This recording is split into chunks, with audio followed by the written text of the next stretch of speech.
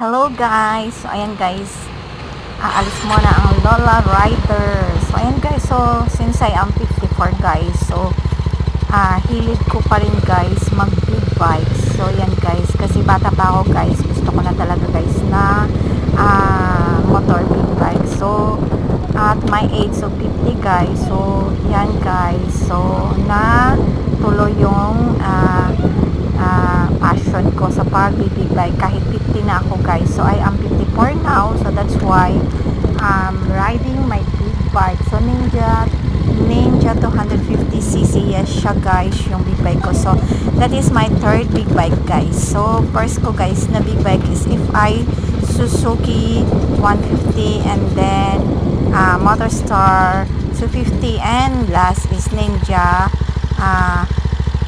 250cc guys. So ayan guys, so ikot-ikot muna ang Lola.